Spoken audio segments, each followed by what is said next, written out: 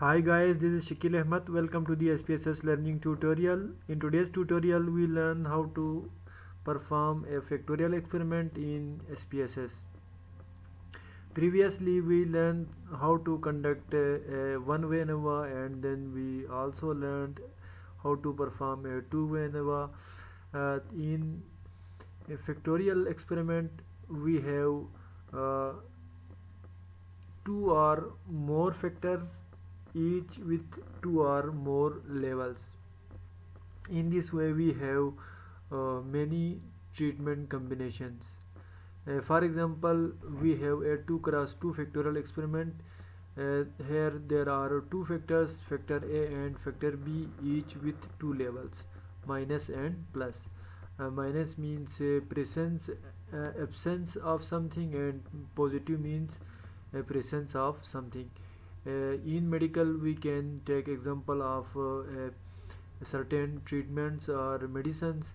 Uh, then the control group is taken as a minus, and the treatment group is taken as a positive. Similarly, for another treatment or another medicine, we have a low dose and a high dose, or we have a control or placebo group and a treatment group.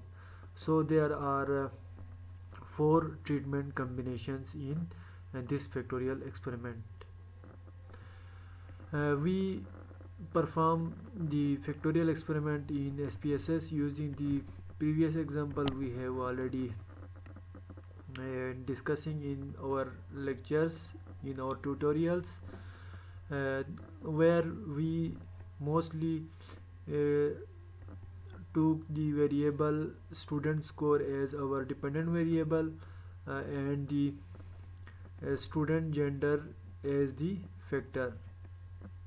Here we have three factors, and we take the student gender, and which is this column. This is student gender, and smoking preference of student as the second factor, and the student's preference to physical exercise, or whether the student goes to gym or not, is taken as third factor.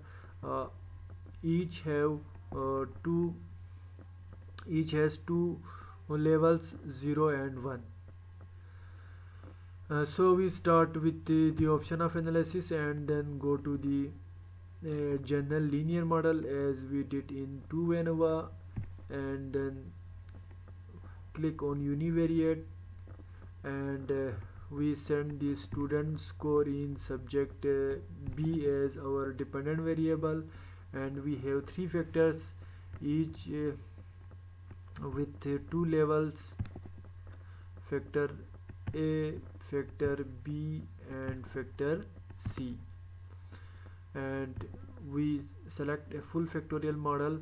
That means we are including all three main effects and all three uh, uh, second order interaction effect, and the third order or the higher order interaction term.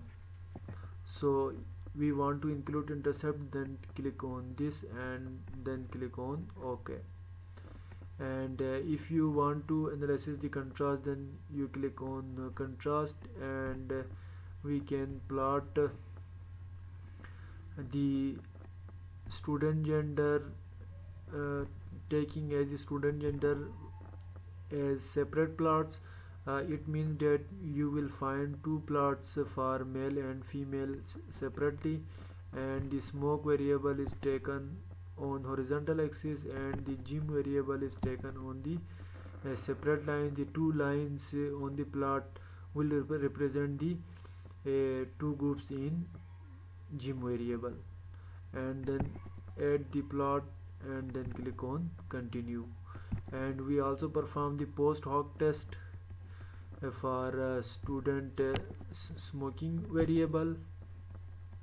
Only you want to if you want to uh, perform this test for other variables, then send other variables as well in this box. For now, we continue with techies test, and then click on continue, and we will go to the option of estimated marginal means for overall and student gender and smoke preference, and then gym. We can also find the estimated marginal means for the interaction effects and two second order interaction effect and the third order interaction term as well.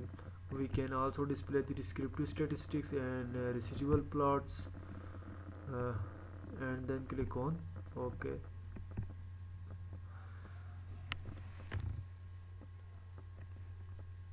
You will see the result here.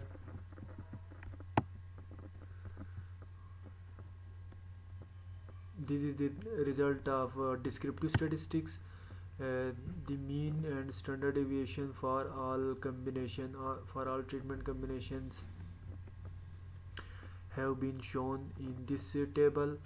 uh, this is the mean for those students who don't who go to gym and does not smoke and uh, female. Similarly, we can find mean for all treatment combination for all 8 treatment combination there, as there are 8 treatment combination, 2 multiplied by 2 multiplied by 2. And this is the basically ANOVA table. We have a sum of square for gender, student gender, and sum of square for the second factor, and sum of square for the third mean effect. There are 3 main effects and 3 second order interaction effect, which is student gender versus smoke, and student gender versus gym, and smoke versus gym, and then student gender, smoke, and gym, the three order or third order interaction term.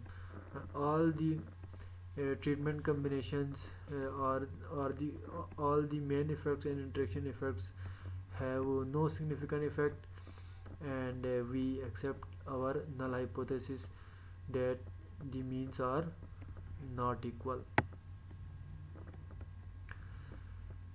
You can also see the estimated marginal means for overall score and the gender wise means and the smoking level means and uh, gym wise means. And this is the plot of residuals, observed residuals and predicted residuals the for all treatment combinations. And this is the mean plot for smoking versus uh, gym for male, and this one is for female. You can see that there is an interaction between smoking and going to gym, as the two lines intersect each other. But the interaction effect is insignificant, as we have already noticed from the analysis of variance table. So if you want more information related to analysis of variance or factorial experiment, you can write in comment section, or you can also see the notes related to factorial experiment. Thank you for watching the video and subscribing the channel.